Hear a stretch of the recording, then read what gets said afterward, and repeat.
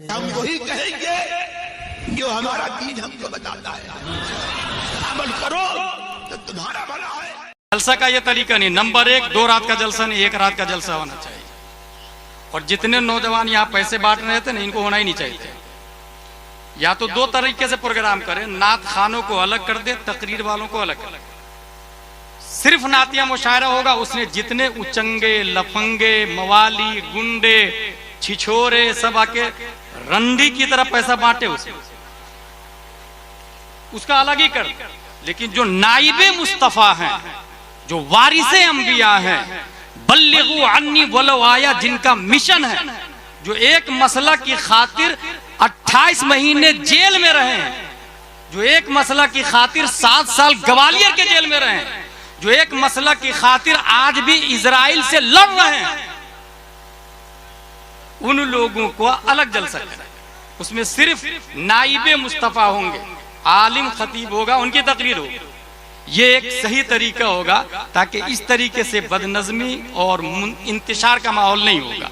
हम लोग किसको इस्लाम समझ रहे हैं, किस माहौल में जा रहे हैं, किसको जलसा समझ रहे हैं।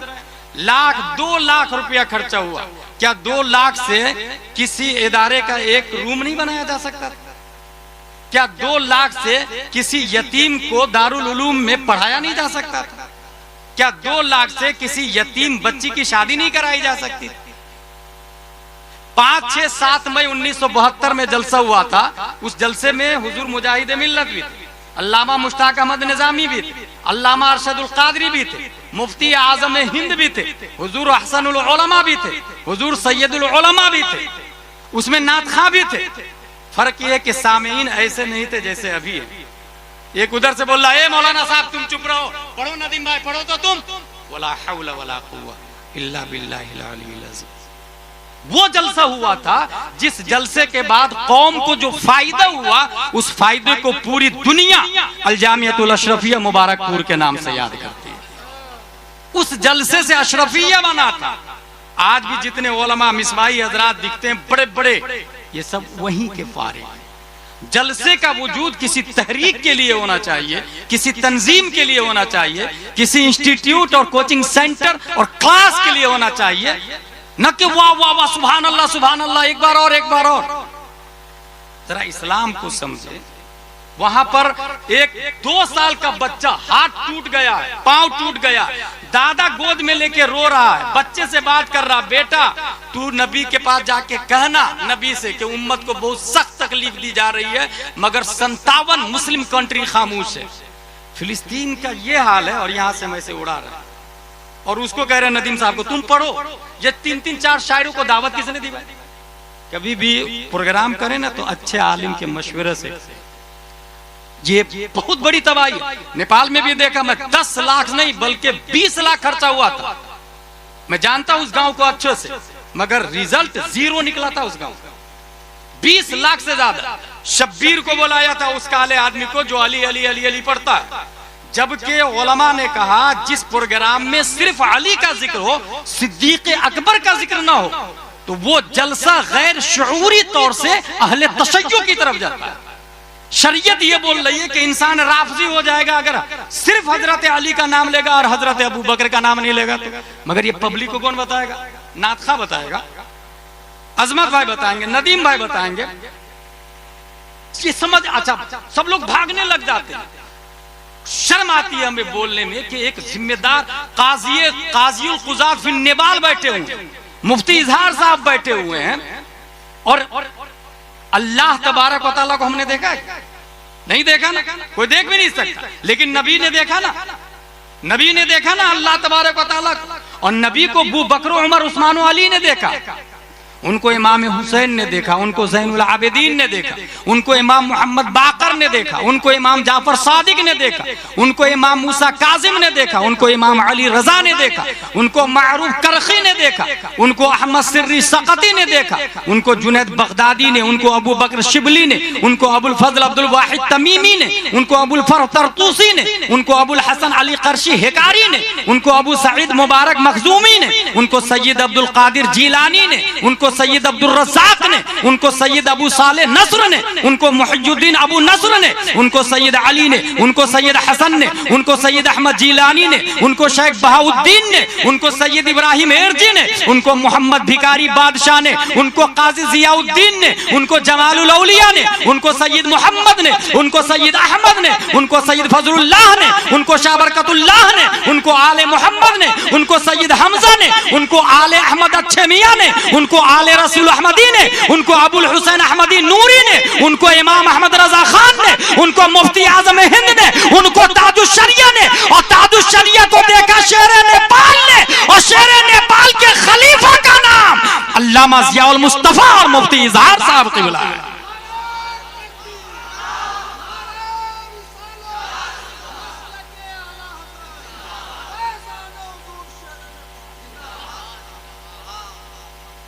इस्लाम बचाना, इस्लाम बचाना, कैसे बचेगा इस्लाम? ऐसे पैसा बांट के ऐसे इस्लाम बचेगा? कभी सोचे तन्हाई में जाके कि हम जो कर रहे हैं कितना सही कितना गलत है। असल में इस्लाम को एज अ दीन समझा ही नहीं हमने, नतीजतन जो हाल है वो आप देख रहे हैं। फिलिस्तीन में जब बच्चे का हाथ टूट रहा है तो जानते हैं, जब दर्द हो रहा है तो दूसरा आदमी कुरान पढ़ रहा है, और कुरान पढ़ते पढ़ते उसको स्टिचिंग की जा रही है, उसकी हड्डी जोड़ी जा रही है, उसकी चमड़ी जोड़ी जा रही है। अगर थोड़ा सा हाथ लगा हुआ तो हाथ को काट दिया जा रहा, अलग कर दिया जा रहा। कुरान की तिलावत से उनके दर्द को हटाया जा रहा, और यहाँ हम पैसे बांट के एंजॉय कर, और ऊपर से पब्लिक में से दादागिरी ना वही रहेगा। हमारे नदीम भाई से पूछा कितने आलिम का कोर्स किया उन्होंने? कभी सोचे आप इस बात को? ये मैं क्यों बोल रहा हूं? मैं जिम्मेदारी से बोल रहा हूं, हमारे उलमा मौजूद है तायद के लिए। इस्लाम को रिप्रेजेंटेट कौन करेगा? इस्लाम की नुमाइंदगी कौन करेगा? जो इस्लाम को जानेगा तब ना, इस्लाम किस परिंदा का नाम है उसको समझेगा तब ना। जो जानता है उसको पीछे कर दिया आप लोगों ने। यही वजह है कि अगर यहाँ जलसा वहां आर्केस्ट्रा लिया और बॉलीवुड की नंगी नाचने वाली लड़कियों को लिया, देखे पब्लिक किधर जा रही है। जिधर पब्लिक जाएगी इसका मतलब यह है कि हम इस्लाम को नहीं समझ रहे, हम तफन्नुने तबाह के लिए कर रहे हैं, हम तफन्नुने नफ्स के लिए कर रहे हैं, नफ्सानी ख्वाहिशात की तकमील कर रहे हैं। सवाल यह है कि एक बच्चे को कुरान की तिलावत से हाथ की चमड़ी जोड़ी जा रही है, क्या यह पॉसिबल है? क्या यह हो सकता है? मेडिकल डिपार्टमेंट में यह लिखा, focus on pain free areas if you are hurting pain in the nervous system, concentrate on what your hands can do indeed। यकीनन मेडिकल डिपार्टमेंट का लॉजिक है। हाथ में दर्द हो रहा है उसको भूलना चाहते हैं आप, तो पांव पे तवज्जो देकर आपका पांव क्या क्या कर सकता है। पूरी तवज्जो पांव पर हो गई तो हाथ का दर्द आप भूल जाएंगे। इसी थ्योरी को, ये थ्योरी लिया है फिलिस्तीन वालों से मेडिकल, ये थ्योरी लिया है मेडिकल ने कुरान वालों से, क्योंकि 1400 साल पहले जब हजरत अली को तीर लगा था तो ये फैसला किया गया कि हालत नमाज में निकाला जाए। सुम्मा दखल फिन नवाफिल फजा तबीब शक्का जिल्दहु व कस्सरा अज़महु वस्तखरजा सहमहु व यस्तमिरु अमीरुल मोमिनीन फी सलाह। जब हजरत अली नवाफिल में मशगूल हुए, रब की इबादत में मशगूल हो गए, डॉक्टर आया, चमड़ी फाड़ा, तीर निकाला, फिर स्टेचिंग लगाया, और हजरत अमीरुल मोमिनीन नमाज पढ़ते रहे। जानते हैं क्यों? क्योंकि पूरी तवज्जो कुरान की तिलावत और रब की इबादत में मशगूल थी, मबजूल थी। नतीजतन पता ही नहीं चला कि हड्डी तोड़ी जा रही है, चमड़ी काटी जा रही है, स्टेजिंग लगाई जा रही है। और इसी मोमेंट की तर्जमानी जब मेरा इमाम अच्छे रजा, प्यारे रजा, आशिक रजा, फाजिल रजा, अल्लाह की रजा, सहाबा की रजा, इमाम अहमद रजा खां फाजिल ब्रेल भी करते हैं तो कलम से कहते हैं, लिख काटा मेरे जिगर से गमे रोजगार का, काटा मेरे जिगर से गमे रोजगार का, यूं खींच लीजिए कि जिगर को खबर ना हो। मेडिकल डिपार्टमेंट में जो सिस्टम और थ्योरी लिया ये उनसे लिया। चले भाई, इजराइल का क्या कहना है वो सुन ले। इजराइल बोल रहा है कि यरूशलेम बिलोंग्स टू द ज्यूज, मस्जिद अक्सा हमारी है। आपके पास क्या प्रूफ? खुसूसन उन बच्चों से कहूंगा जो पैसे लुटा रहे थे खिलाफे शरत तरीके से, भाई मैं तो ये पढ़ा हूं कि 3 शेर के बदले तीन शेर के बदले एक आदमी ने 3 लाख रुपए शायर को दे दिए, 3 शेर के बदले। और वो 3 शेर ये है, बलौतुन्नास कर्नन बाद कर्निन फलम अरा गैर खय्यालिन वकाली वलम अरा फिल खुतूब अशद वक़अन व असअब मिन मआदात रिजाली व दुक़्तु मरारतल अशियाय तुर्रन फमा तामुन अमरु मिन सुवाली। इन 3 शेर के बदले पढ़ने वाले कौन थे? हजरत अब्दुल्लाह बिन जुबैर। और जिसने 3 लाख दिरहम दिया था जानते हैं कौन थे? हजरत अमीर मुआविया रदियल्लाहु ताला। लेकिन वो ऐसे लुटा के नहीं दिए थे जैसे आप दे रहे हैं, ये तरीका इस्लाम का तो नहीं था भाई साहब। लाखों रुपया नदीम भाई को देना, लेकिन वो अदब का सब तरीका होता है ना, नाचने वाले की तरह क्यों, डांसर वाले की तरह क्यों, आर्केस्ट्रा की तरह क्यों, इस्लाम की तरह शरीयत के दायरे में देना। वो लोग जो इस तरह पैसे दे रहे थे, बताए इसराइल बोल रहा है मस्जिद अक्सा हमारी है, आपकी क्या दलील है? मस्जिद अक्सा आपकी क्या दलील है? कहां लिखा हुआ? आज उसने बाबरी को तोड़ के अपना अपना बना लिया, क्या सबूत है आपके पास वो आपकी है? इस पे कोई सोचने को तैयार नहीं। इजराइल का दूसरा दावा, our army had tried day and night to complete compare, हमारी ये फौज मेहनत और मशक्कत कर रही है मस्जिद अक्सा के लिए। हमारी क्या दलील है कि हम लोग मेहनत कर रहे हैं? उसका तीसरा चैलेंज है, the working we are doing for the benefit of people of Palestine must be accepted. फिलिस्तीन को हम जितना दे रहे हैं उतना लेके खुश रहे हो, ये तीसरा दावा उसका। क्या जवाब है आपके पास? क्या करना चाहिए हम? हमारे हुकूक क्या है, राइट्स क्या है? एक बच्चा अपने बाप तो छोड़े इस्लामी को नहीं समझ रहा वो। अच्छा, लोग समझ रहे कि वो 40 साल का है, 50 साल का, 60 साल का है। मैं बड़ी वाज़ेह मिसाल पूरे भारत में देता हूं कि जिस तरीके से ये मोबाइल ये देख रहे हैं, ये किसी 1 साल के बच्चे के पास दे रहे हैं, लात मार के नाली में फेंक देगा। डायमंड गोल्ड दे दे, नाली में फेंक देगा। आग दे दे, हाथ से पकड़ेगा, मुंह भी जला लेगा, हाथ भी जला लेगा। 1 साल का बच्चा डायमंड को लात मार के नाली में फेंक रहा, मोबाइल को फेंक रहा, और 3-4 साल के बाद मोबाइल के लिए झगड़ा करने लगता। 50 साल के बाद वही बच्चा डायमंड को ताले पे ताला लगा के रखता है। ये डायमंड ये 50 साल की उम्र की वजह से कद्र समझ में आ रही है या एजुकेशन की वजह से?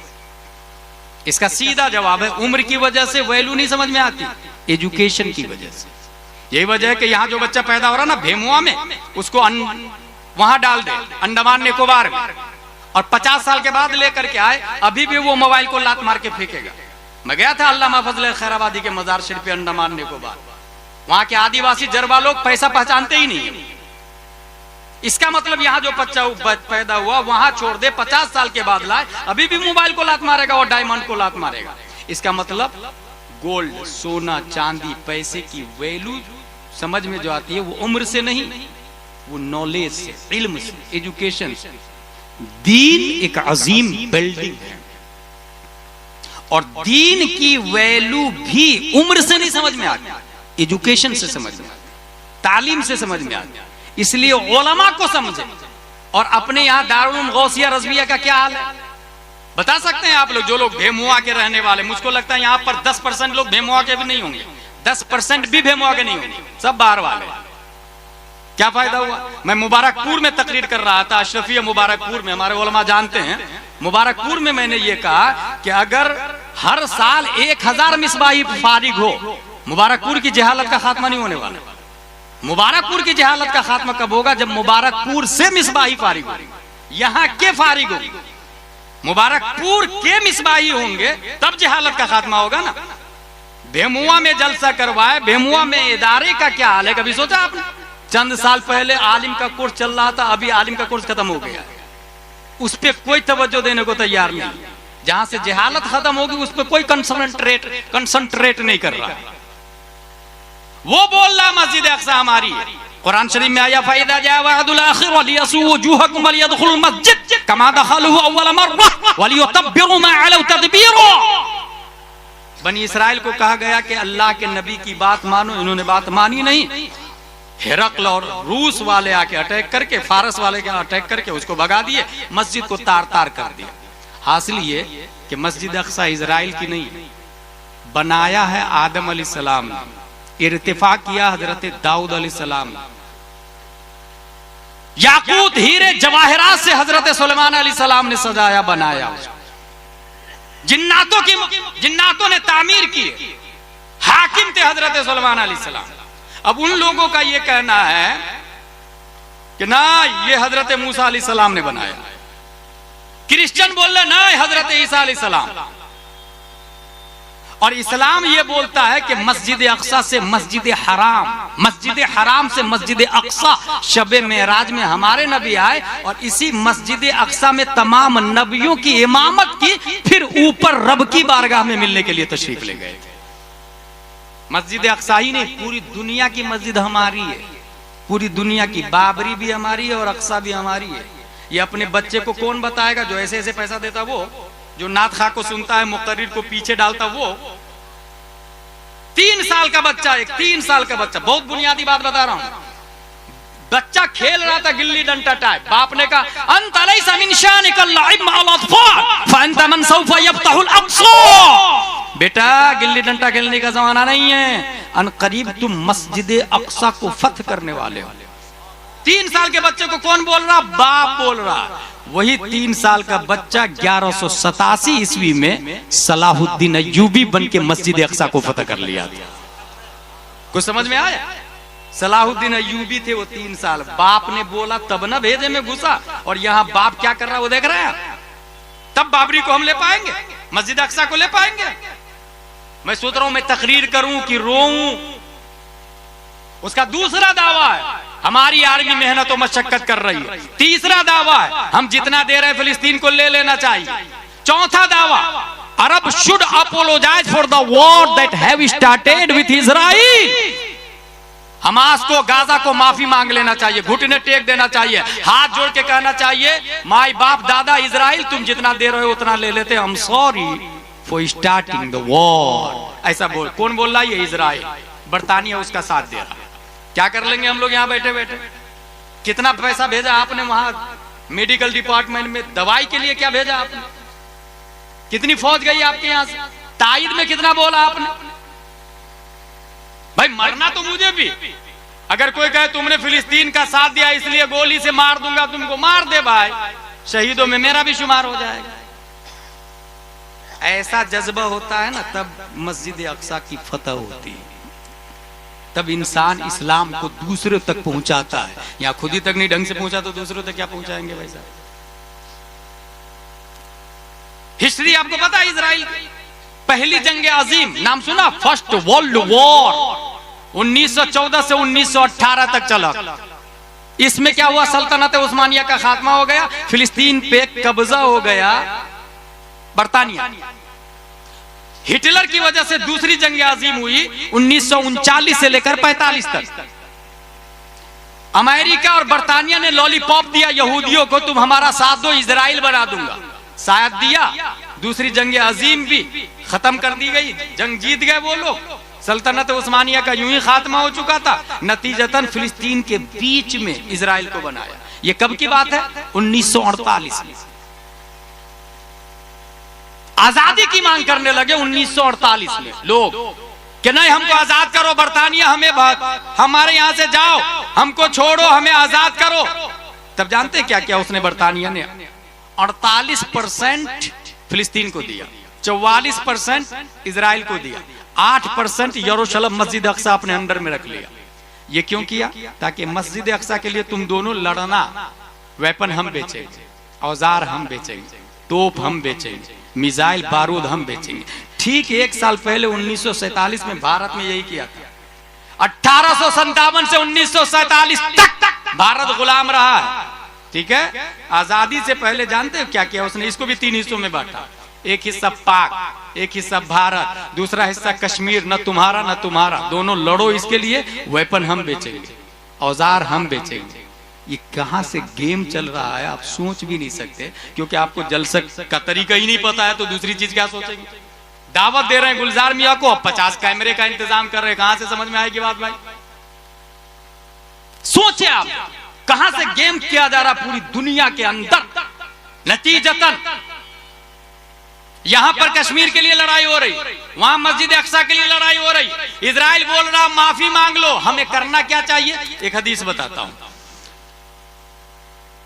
लौलम यबqa मिन दुनिया इल्ला यौम लतवल्लाहु ज़ालिकल यौम हत्ता युकातिल आखिर हादिल उम्मति दज्जाल क़ील ऐनहुम या रसूलल्लाह क़ाल अंतुम शर्क़िया नहरल उर्दुन व हम ग़रबिय्या हत्ता यख्तबिल यहूदी मिन वराइ शजर अविल हजर फयक़ूलु शजर अविल हजर ताल या मुस्लिम हादल यहूदी फ़क़्तुलहु। हदीस शरीफ के अंदर आया दुनिया का आखिरी दिन बाकी हो, आखिरी दिन बाकी है, अल्लाह ताला उस दिन को लंबा करेगा। क्यों लंबा करेगा? ताकि इस उम्मत का आखिरी फितना यहूदी दज्जाल को दुनिया से खत्म कर दिया जाए। इसका मतलब जानते हैं क्या हुआ? अगर वो पत्थर और दरख्त के नीचे छुप जाए तब भी आवाज आएगी, पत्थर बोलेगा, दरख्त बोलेगा मुस्लिम यहाँ पर आओ, ये यहूदी है, इसको मारो। ये हदीस शरीफ के अंदर आया। वो बोल रहा माफी मांग लेना चाहिए। भाई साहब किस बात की माफी? 7 अक्टूबर 6:30 बजे 20 मिनट के अंदर जब 5000 रॉकेट फायर किए गए, पूरी दुनिया ने कहा Hamas terrorist, Hamas terrorist, Hamas terrorist. तेरे बाप की मर्जी चलती है, जिसको चाहेगा टेररिस्ट बना देगा। भाई किसकी वजह से टेररिस्ट? क्यों टेररिस्ट? 1857 से 1947 तक बरतानिया यहां पर था, जब सुभाष चंद्र बोस, सरदार वल्लभ भाई पटेल, जवाहरलाल नेहरू, मिस्टर गांधी, अल्लामा फजल खैराबादी, किफायत अली काफी जान कुर्बान करके जब भारत को आजाद करवाए, तो ये लोग, जहां लाखों जाने गई है, इसमें लाखों जाने, ये लोग दहशतगर्द थे या फ्रीडम फाइटर थे? भारत को आजाद कराने में जो लोग मारे गए, दहशतगर्द या फ्रीडम फाइटर? जवाब, फ्रीडम फाइटर, दहशतगर्द नहीं। क्यों नहीं है भाई दहशतगर्द? सरदार वल्लभ भाई पटेल, अल्लामा फजल खैराबादी, सुभाष चंद्र बोस, ये लोग दहशतगर्द क्यों नहीं? कहा जमीन इनकी थी। तो यही थ्योरी वहां समझना, 1948 से पहले इजराइल का नामो निशान नहीं था। फिलिस्तीन की जमीन पर कब्जा करके इजराइल बनाया। अब अगर 7 अक्टूबर को हमला करके अपनी जमीन को हासिल किया जा रहा, तो फिर वो टेररिस्ट कैसे हो सकते हैं? अगर ये फ्रीडम फाइटर है तो वो भी फ्रीडम फाइटर है, और अगर वो टेररिस्ट है तो इसका भी टेररिस्ट होना लाजिम आएगा। इसलिए साबित होता है कि अपनी जमीन, अपने हुकूक की बाजियाबी के लिए लड़ना ये दहशतगर्दी नहीं है, बल्कि फ्रीडम फाइटिंग है। फ्रीडम फाइटिंग, यहीं से बात समझ में आ गई। मैं फिलिस्तीन के मुसलमानों की जुर्रत को सलाम करता हूं, आपकी हिम्मत को सलाम है, आपकी ताकत को सलाम है। आप लड़ते रहे अपने हक की खातिर। दुनिया साथ देना दे, सऊदी साथ देना दे, कोई और मुल्क साथ देना दे, रहमान आपके साथ है, हबीबुर रहमान आपके साथ है, शेरे नेपाल की रहमतें आपके साथ है, शेरे बिहार की दुआएं आपके साथ है। रब्बे कदीर हिमायत देगा, मदद देगा। अगर आप मर गए तो शहीद आजम होंगे, और अगर आप जीत गए तो वक्त के अर्तुरुल गाजी होंगे।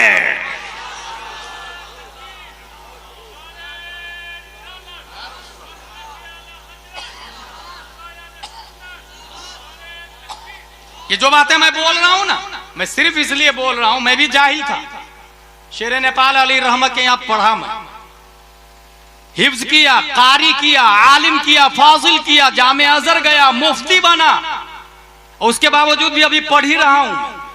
इतना जरूर याद है, भेमुआ को मैं बचपन से जानता हूं, जब मेरी उम्र 7-8 साल की थी और शेरे नेपाल अली रहमत यहाँ पढ़ रहा था, तो यहाँ के मौलाना कैस थे, मुझे एक कुर्ता दिया था पहनने के लिए, उनका एहसान है। उस वक्त से मुझे भेमुआ याद है। शेरे नेपाल अली रहमा, शेरे बिहार अली रहमा, इस्लाम क्या है खुद से नहीं समझ सकते, इसलिए उलमा का सहारा लेना पड़ता है। इसलिए जो शख्स शेरे बिहार और शेरे नेपाल से अलग है, मरकज वो नहीं हो सकता, सेंटर पॉइंट वो नहीं हो सकता। अगर इस्लाम और सुन्नियत की बका चाहते हैं तो अकाबिरीन से जुड़े, अपने बुजुर्गों से जुड़े। क्योंकि मैंने देखा है, इंतखाब कदीरी तादु शरीयत से कटा, मुफ्ती आजम हिंद से कटा, कहां गायब हुआ, google.com भी ढूंढने से कासिर है। इसलिए अपने अकाबिरीन के कदमों से मजबूती से जुड़े रहे।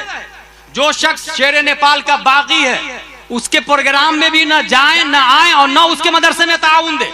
ऐसे ही नेपाल का सुलह कुल्ली आजम उस्मान कपटौली को जो बुलाता है अपने जलसे में या उसके साथ कहीं होता है, उसे भी समाज से, मदरसे से, मस्जिद से बाइकाट करे, वो शख्स सुन्नी सही उल अकीदा नहीं हो सकता है। क्या वजह है कि ताजुश शरीयत शेर नेपाल पे भरोसा करते थे? अगर कोई ये कहता था कि मैं सुन्नी सही उल अकीदा हूं, मुझे खिलाफत दे दे या इमामत की जगह दे दे और मेरा घर नेपाल है, तो ताजुश शरीयत फरमाते थे नेपाल में मोहम्मद जैद सिद्दीकी शेर नेपाल है, जा उनसे लिखवा करके ले आओ कि तुम सुन्नी हो। तो उस शख्स ने जवाब दिया, ये किताब में लिखी हुई बात है, उस शख्स ने कहा हजरत 1000 नेपाल के उलमा से लिखा लूंगा, शेर नेपाल से नहीं लिखा सकता हूं मैं। ताजुश शरीयत ने फरमाया वो 1000 काम के नहीं है, तुम एक शेर नेपाल से लिखा लो, हमारे लिए वही काबिल एतमाद है। कुछ समझ में आ रहा? इस्लाम हर शख्स दावा कर रहा। गांधी भी कुरान पढ़ता, वहाबी भी बोलता मैं मुसलमान, देवबंदी भी बोलता मैं मुसलमान, मुअतज़िला भी बोलता मैं मुसलमान। उर्फी वहाबी और ओरिजिनल वहाबी बाज़ाब्ता तक़सीम में की जा रही है। इसलिए ऐसे में ईमान को बचाना हो ना, तो शेर नेपाल काजी नेपाल बना के इनको गए, अपना जानशी बना के इनको गए। उलमा ने काजी नेपाल बनाए, खिलाफत दी हुजूर शेर नेपाल ने मुफ्ती इजहार साहब, जिनकी तारीफ अकाबिरीन भी करते हैं, सीधे सादे। यही नाइब मुस्तफा की पहचान होती है, यही ओरिजिनल आलिम की पहचान होती है। पहली बात, जलसे का तरीका 2 दिन न 1 दिन होगा। गुलजार मियाँ आएंगे, सरकार गुलजार मियाँ वली है अल्लाह की, ये मैंने पहले ही बता दिया, और ये मैं नहीं, हुजूर मुहद्दिस कबीर ने बताया। हमने जब बात की तो ये हमको बताया गया कि हजरत की तबीयत खराब है, मगर मेरी अकीदत कहती है उनके पास इल्म गैब है। ये 25-25 कैमरा देख के उन्होंने कहा यहाँ जाना ही नहीं। जिम्मेदारी तो सबकी है ना भाई। जलसा 2 दिन का नहीं, 1 दिन का हो, एक खतीब, एक शायर, एक पीर साहब, बाकी तमाम लोग को दावत है, लेकिन बरकत के लिए, तबर्रुक के लिए, और कोई ना कोई मकसद हो। जैसे दारुल उलूम गौसिया रज़विया को चालू करना है, दरस निज़ामी लाना है, उसके ये मकसद होना चाहिए। कोई मकतब चालू करना है, ये मकसद होना चाहिए। कोई मस्जिद बनानी है, ये मकसद होना चाहिए। समाज में कोई सिस्टम और तबाही फैली हुई है, उस तबाही को खत्म करना है, वो एक टारगेट होना चाहिए। मुकर्रिर साहब को मौजू दे दिया जाए, जहेज यहाँ हमारे यहाँ बहुत ज्यादा चलता है, इसी के ऊपर आपके 1 घंटे की तकरीर होगी, और ये हैंड टू हैंड मौजू नहीं दिया जाता, साल 1 महीना 2 महीना पहले दिया जाता, जैसे अजहर वगैरह में होता, मिस्र वगैरह में होता। वो तैयारी करके आते हैं, अपने मौजू पे तकरीर करते। ये तरीका है जलसे का, इससे हजारों फायदे होते हैं। मैं जानता हूं एक जलसा को लोग तौबा करके नहीं जाते थे उस जलसे, बल्कि लोगों की लाशें उठाई जाती थी। वो जलसा गौसे आजम का जलसा होता था। मुकर्रिर खुसूसी शेख अब्दुल कादिर जिलानी हुआ करते थे। मेरे भाई, अपनी बच्ची अपने बच्चे को मकतब में भेजे। शेर नेपाल बिहार में हुजूर शेर बिहार हैं, नेपाल में हुजूर शेर नेपाल है। ये मरकज के मुअतमद है, इनके जानशी दोनों जगह मौजूद है। अपनी अकीदत और मोहब्बत और थ्योरी ऑफ इस्लाम, मरकज़े अहले सुन्नत बरेली शरीफ क्या है, ये यहीं से समझ में आएगा। इसलिए इनसे मजबूती से जुड़े रहे। रब्बे कदीर हम सबको कुरान शरीफ, हदीस शरीफ, फ़िक़्ह शरीफ पढ़ने, समझने, अमल करने की तौफीक अता फरमाए। वमा अलैना इल्लल बलाग। अस्सलामु अलैकुम। क्या सलातो सलाम होगा कुछ?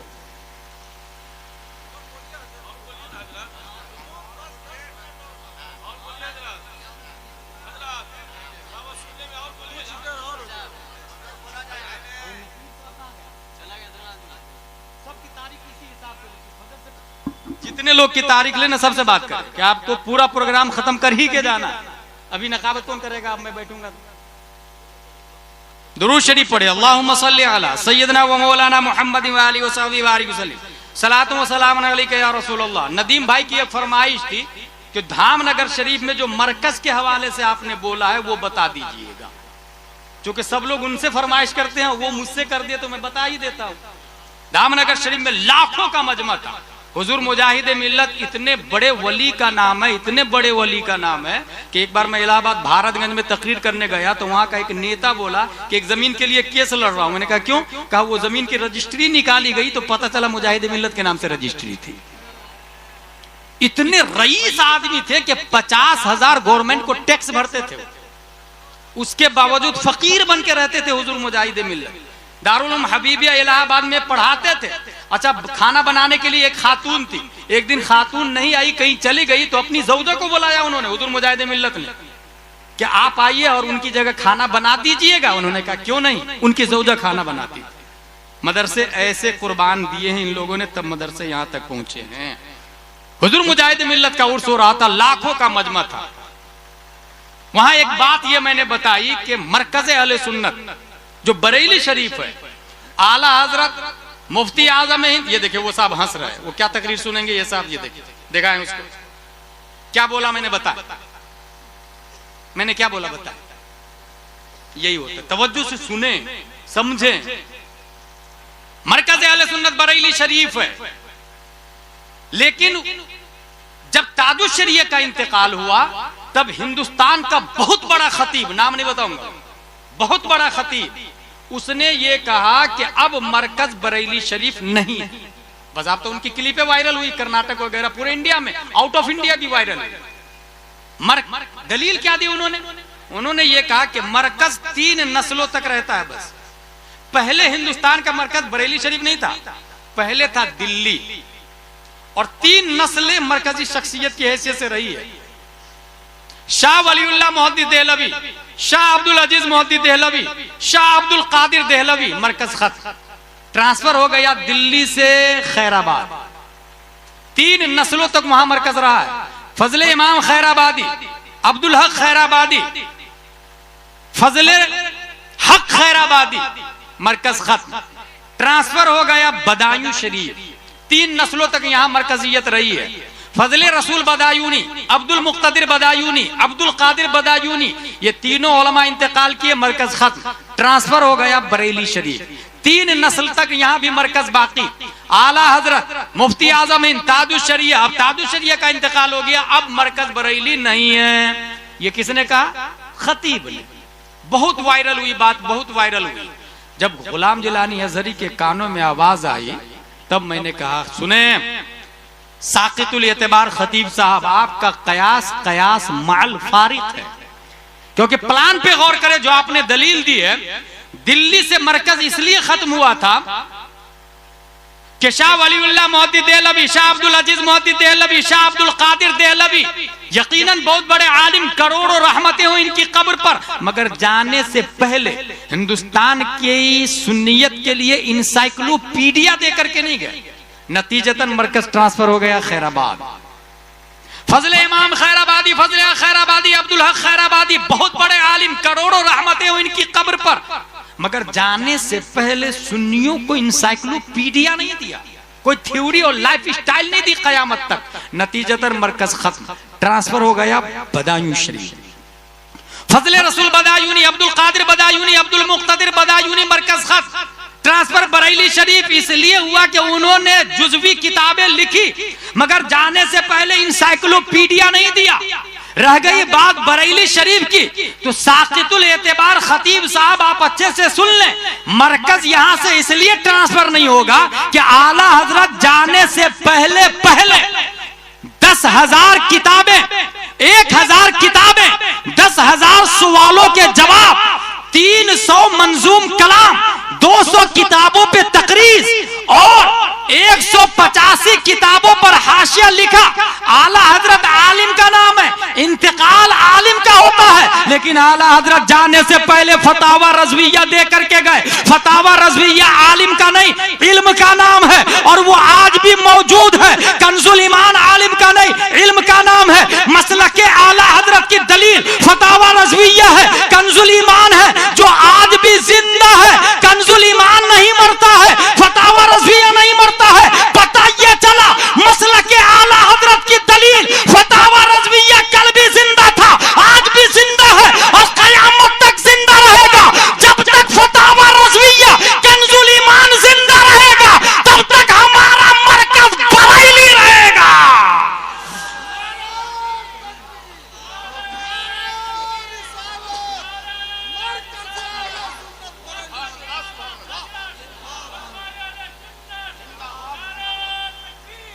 ये एक हकीकत है। आला हजरत पीर साहब का नाम नहीं भाई साहब। अल्लाह झूठ बोल सकता है कि नहीं? आला हजरत से सवाल हुआ। आला हजरत ने कलम उठाया और कलम से कहा लिख सुबहान सुबूह अन ऐब किदबिन मकबूह। 300 दलाइल दिए आला हजरत ने। 200 ईरादात कायम किए और 25 नस वारिद किए इस बात पर कि आला हजरत झूठ से पाक है। ये थ्योरी कहते हैं, इसको कहते हैं थ्योरी। और ये याद होना चाहिए आप लोग को ताकि इस्लाम को बचा सके। नबी दाफ़अल बलियात, दाफ़अल बलियात, दाफ़अल बलियात। लोहना शरीफ खानकाह में कभी कभी नमाज पढ़ने का मौका मिलता है, हाजी अहमद हुसैन साहब नमाज पढ़ा के दुआ करते रहते, या दाफ़अल बलियात, या दाफ़अल बलियात। आला हजरत से सवाल हुआ, नबी को दाफ़अल बलियात कहना जायज है कि ना जायज है? आला हजरत ने कलम से कहा, लिख अल अमन वल उला लिनाइयतिल मुस्तफा बिदाफ़िल बला। 262 दलीलें दी आला हजरत ने, 262 दलीलें इस बात पर कि नबी दाफ़अल बलियात है और कहना जायज है। और 262 में 40 आयतें कुरान शरीफ से। और आपको हैरत होगी 5 आयतें तौरात, इंजील, जबूर से भी पेश कर दिया था उन्होंने। इससे जानते क्या पता चला? आला हजरत तौरात के भी आलिम थे, इंजील के भी आलिम थे, जबूर के भी आलिम थे। कितने लोग यहाँ तौरात इंजील को देखा है, बल्कि फतावा रज़विया को नहीं देखा होगा। अगर मैं बोलूं फतावा रज़विया लाना है, गौसिया रज़विया में 10,000 रुपया की जरूरत है, एक आदमी देख खड़ा हो जाए, कोई नहीं देगा। नदीम भाई को ऐसे से उड़ा उड़ा के देगा। अच्छा, खतीब को कोई नहीं दे रहा, हैरत की बात है, खतीब को कोई नहीं देता, जबकि जायज यहाँ भी अफजल है, क्योंकि एक जिम्मेदार खतीब अगर इल्म सिखाता है तो तालीम की उजरत जायज है। फतावा रज़विया शरीफ में लिखा हुआ है। ये रस्म रिवाज की बात, मुझे जरूरत नहीं है कि आप अभी दें, लेकिन रस्म बता रहा हूं, हालात बता रहा हूं, मुआशरा बता रहा हूं। आला हजरत से पूछा गया, अंगूठा चूमना, अशहदु अन्ना मुहम्मद रसूलुल्लाह, ये अंगूठा चूमते हैं ना, कहां लिखा? ये हराम है कि हलाल है, कहां लिखा? कौन बताएगा? ये मसला आला हजरत से पूछा। खानकाहें तो और भी थी ना, मगर आला हजरत से पूछा। आला हजरत ने कलम से कहा, लिख मुनीरुल ऐन फी हुक्म तकबीलिल इबहाम। 150 किताबों से 405 हवाले नकल किए आला हजरत रज़ियल्लाहु ताला अन्हु इस बात पर कि अंगूठा चूमना जायज है। कितने हवाले? 405 हवाले दिए। एक हवाला भी आप बता सकते किस किताब में लिखा हुआ है? क्योंकि हमारे यहाँ जलसे का माहौल जो देख रहे हैं आप, इसलिए मैं कह रहा हूं मरकज हमारा बरेली शरीफ है। कुछ लोग पेपर बांट रहे हैं कि मरकज बरेली शरीफ नहीं, अब दूसरी जगह हो गया। उनसे मैं कहूंगा, भाई हाफिज मिल्लत से किसी ने कहा था, इतने उलमा आपके साथ में, मरकज का ऐलान कर दीजिए ना। तो हाफिज मिल्लत ने कहा, ऐलान तो कर दूं मैं, मगर अहमद रजा कहां से लाऊंगा? और अब गुलाम जिलानी अज़हरी का कहना है, हिंदुस्तान और की तमाम खानकाहों से मरकज का ऐलान तो आप कर लोगे, फतावा रज़विया कहां से लाओगे? कंजुल ईमान कहां से लाओगे? नेपाल में भी कुछ लोग मरकज बदलना चाह रहे हैं। भाई लोहना शरीफ को हटाकर मरकज कहीं और ले जाना चाह रहे हो, मरकज इमारत तो बना लोगे, शेर नेपाल कहां से लाओगे? शेर नेपाल कहां से लाओगे? बिहार का मरकज मकसूदपुर है, तुम कहीं और बना लो, शेर बिहार कहां से लाओगे? ये समझने वाली बात है। उड़ीसा का मरकज धामनगर शरीफ है। मेरे भाई, ये उलमा से समझ में आएगा, काम सिस्टमेटिक होना चाहिए। अपने बच्चे को उर्दू अरबी जरूर पढ़ाए, स्कूल पढ़ा रहे हैं पढ़ाएं, उर्दू अरबी जरूर पढ़ाए, जरूर, तभी दीन को समझ में आएगा, दीन समझ में आएगा, इस्लाम समझ में आएगा। वरना एक साल का बच्चा जैसे मोबाइल को लात मार के फेंक देता है, ऐसी 50 साल के इंसान भी ईमान को लात मार के फेंक देगा और पता भी नहीं चलेगा मैं काफिर हो गया। क्योंकि ईमान कोई पकड़ने वाली चीज है। क्या ये ईमान है, मैंने पकड़ के, I have Iman in my pocket, ईमान मेरे पास है ना जेब के अंदर। ईमान कोई पकड़ने वाली चीज है क्या? ईमान मानने वाली चीज है। कुरान अल्लाह का कलाम है, माना तो मोमिन, नहीं माना काफिर। नमाज फर्ज है, माना मोमिन, नहीं माना काफिर। रोजा फर्ज है, माना मोमिन, नहीं माना काफिर। निकाह के बगैर औरत हलाल नहीं होती, लिविंग रिलेशनशिप हराम है, माना मोमिन, नहीं माना काफिर। ये कब से ये सब लिखा हुआ है किताबों में। इसलिए मैं कह रहा हूं, खुद नहीं पढ़े तो उलमा से जुड़ जाए, बच्चों को जरूर पढ़ाए, सुलह कुल्लियों से अलर्ट रहे।